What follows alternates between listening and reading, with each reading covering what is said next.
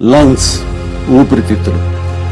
అది పూర్తిగా గాలి పీల్చుకోలేక, ఆక్సిజన్ రాబట్టుకోలేక నెమ్మదిగా ఆ మనిషి క్షీణించే పరిస్థితి, ఒక్కోసారి ఆశ వదులుకునే పరిస్థితి.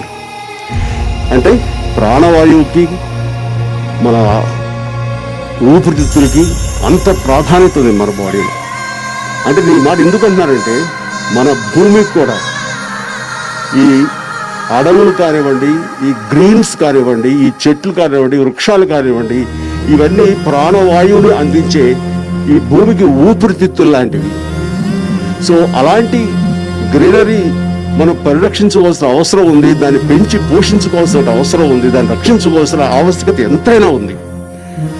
అది గుర్తెరిగి ఈ రోజున యువకులు ఒక మహాయజ్ఞంగా దీన్ని భావించి దాని బాధ్యత ఎరిగి, ధర్మం ఎరిగి ఈ రోజున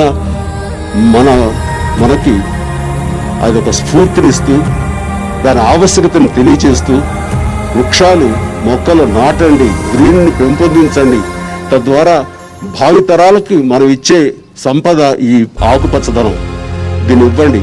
అది మన వదిలిన కాలుష్యాన్ని పీల్చుకుని మనకు అవసరమైనటువంటి ఆక్సిజన్ అందించేటువంటి గొప్ప దేవుడిచ్చిన వరం ఈ వృక్షాలు. అవి చెప్పాలంటే మానవాళికి ఈ వృక్ష సంపద ఆపద్బాంధవం లాంటివి.